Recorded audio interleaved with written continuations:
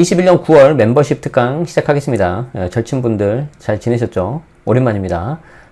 이번 달에도 제가 정성 가득하게 준비했습니다. 일부 시간 할 건데 이번 9월 달 주제는 약간 우연치 않게 상가 관련된 세금으로 좀 정리를 하게 됐어요. 노후 대비로 월세 받는 상가 사고 싶습니다. 특히 이런 이야기들을 굉장히 많이 말씀하세요. 제 주변에도 특히 은퇴 앞두시는 분들, 제가 모셨던 원장님, 그 임원분들 그렇고요. 그리고 이제 꼭 그게 아니더라 하더라도 내가 이제 부동산 투자를 하는데 부동산 투자 크게 두 가지가 있지 않습니까? 크게 시세 차익하고 수익형 이렇게 두 가지가 있어요. 근데 수익형 하면 딱 떠오르는 게 상가죠.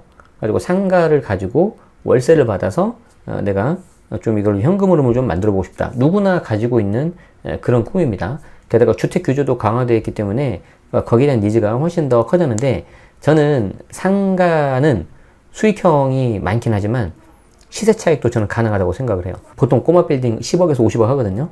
근데 예전 같았으면 우와 이러잖아요. 근데 집값이 너무 올라가지고 10억, 50억?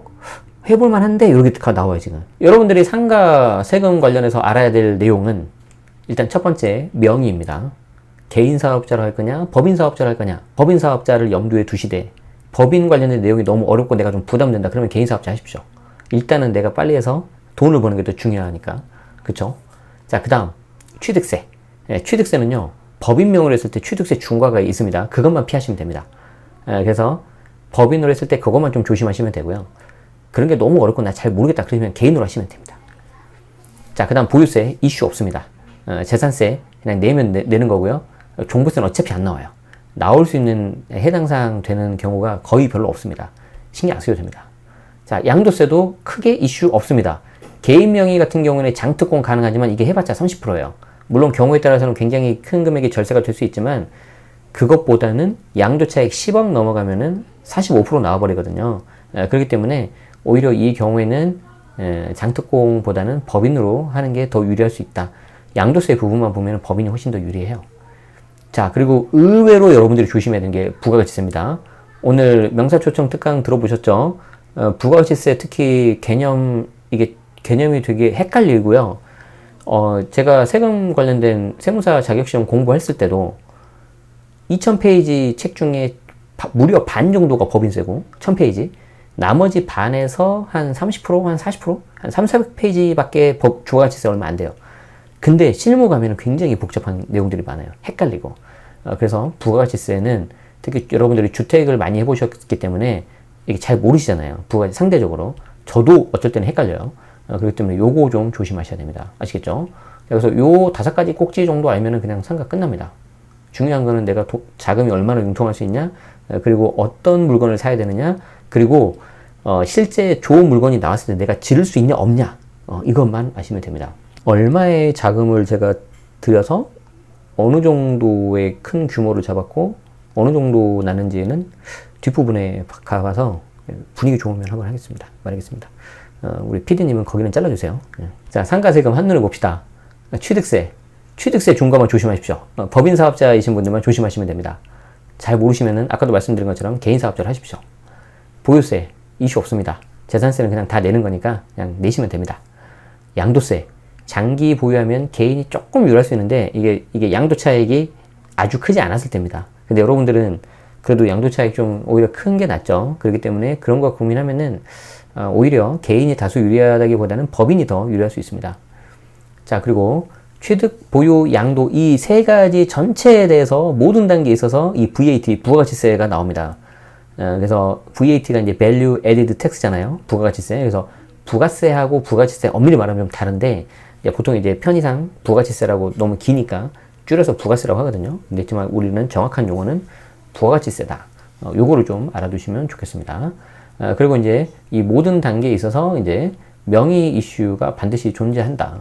그래서 여기에 대해서 좀 여러분들이 생각을 하셔야 됩니다. 그래서 결론부터 좀 정리를 해보자면은 취득세는 개인이 4.6%고요. 법인은 4.6에서 9.4까지. 이게 중과 맞아버리면 9.4가 나옵니다. 그래서 이 중과는 무조건 피하셔야 되겠죠. 보유세는, 재산세는 어차피 개인이든 법인이든 똑같아요. 상관없어요. 그리고 종부세는 해당이 없어요. 필요 없다. 그래서 보유세 의사결정 하시는 거 아닙니다. 내가 정말 괜찮은 꼬마 빌딩이 나오는데 저거 보유세 많이 나올 것 같은데, 그거는 죄송하지만 투자자의 자세가 아니에요.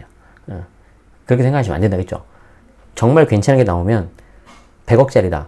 내 돈이 15%, 15억이 있냐 없냐 이것만 생각하시면 돼요. 대출 어떻게든 되겠지. 약간 그런 마인드.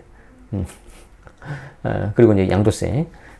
그리고 이제 개인 같은 경우에는 장특공이 있지만 요 세율이 또 높기 때문에 조심하셔야 되고요. 법인은 10에서 25%인데 말이 25% 해당되는 경우는 거의 없어요. 3천억 넘어요, 과표가. 그래서 제 꿈 중에 하나는 법인세 25% 내는 겁니다. 과표 3천억. 우리가 그 정도는 한번 내봐야죠. 죽기 전에 한번. 그래서 법인세 25% 한번 내보고 다들 이 세상에서 한번 내보면서 법인 운영하는 걸 꿈으로 가지시기 바랍니다. 2부 순서 시작하겠습니다.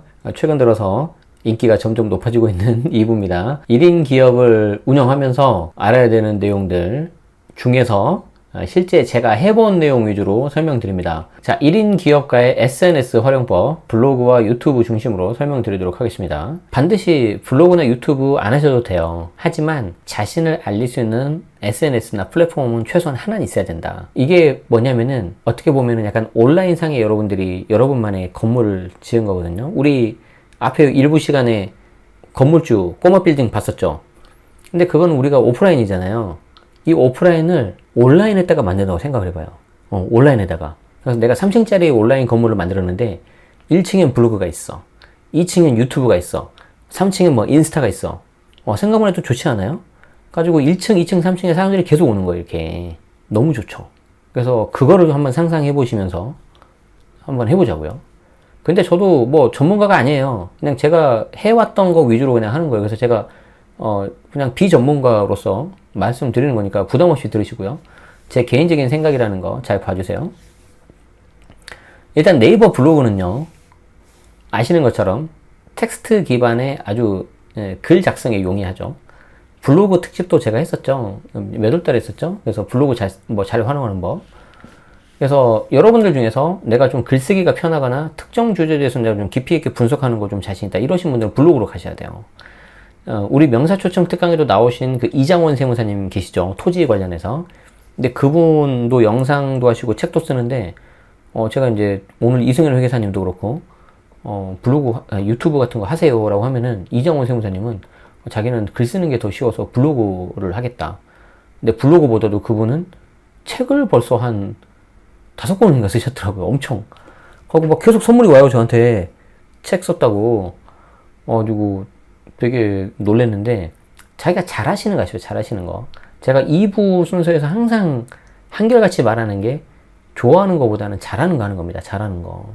자, 그리고 내가 영상이라든가 이런 쪽에 좀 관심이 있다. 특히 이때는 메시지 전달력이 좀 중요해요. 약간 그래서 좀 더 어렵죠. 글보다도. 그래서 영상 기반의 메시지 전달력을 내가 좀 할 수 있다. 그러면은 유튜브로 가시는 게 좋습니다. 그래서 이제 특히 유튜브에서도 이 틱톡 같은 거에 영향을 많이 받아서 지금 쇼츠라고 하죠.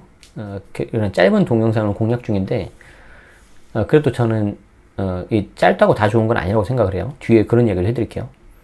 대신에 이 유튜브는요, 단순히 여러분이 말만 하는 게 아니라 저의 어떤 모든 거를 거의 다 노출시킨다고 생각하시면 돼요. 그래서 저도 항상 라이브를 많이 하지만 한편으로는 되게 부담될 때가 있어요. 여기서 하나 실수하면 여러분들 귀신같이 합니다. 그게. 그래서 뭐 비록 완벽하진 않지만 저도 매 순간 최선을 다하려고 하고 있어요. 물론 이제 지나고 나면 좀 아쉽다 그런 게 있는데, 그걸 이제 보시는 분들이 다 느끼실 거기 때문에 그래도 최선을 다하는 그런 모습을 보여주는 게 저는 굉장히 중요하다고 생각을 해요. 그만큼 리턴, 그 수익도 뭔가 있지만 리스크도 큽니다. 저는 최근이 아니고 한 2년 전부터 텔레그램 채널을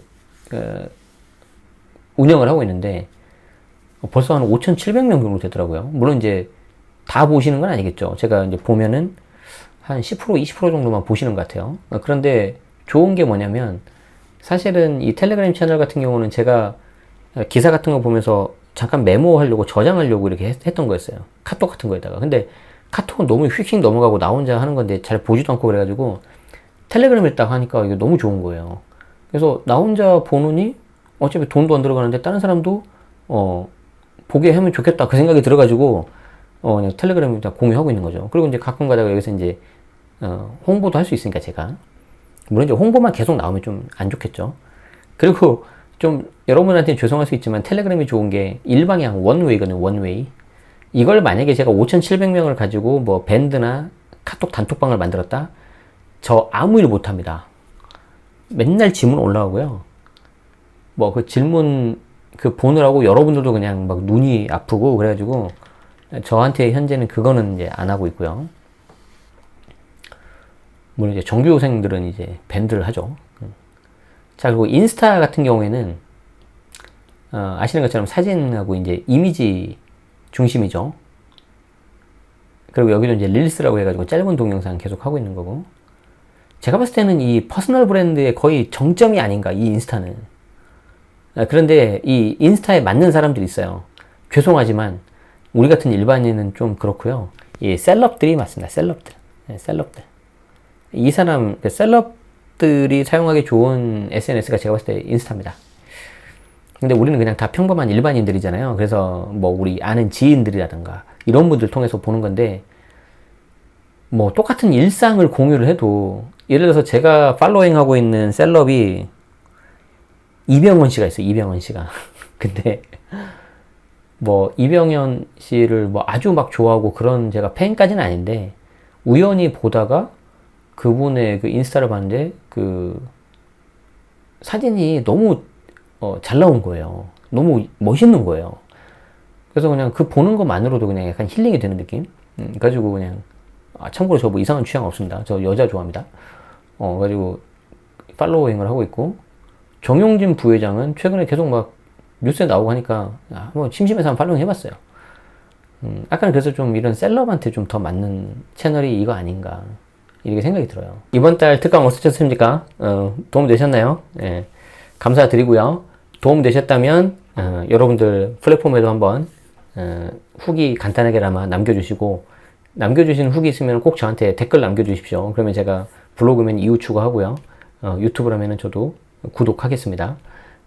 그래서 그렇게 해서 주변에도 좀 알려주시고 저도 이렇게 보면서 이런 것들이 좋았구나 이런 것들 좀 개선해야 되겠구나 하면은 더 좋을 것 같습니다. 자, 절친 여러분 감사드리고 다음 시간에 또 뵙도록 하겠습니다. 고생하셨습니다.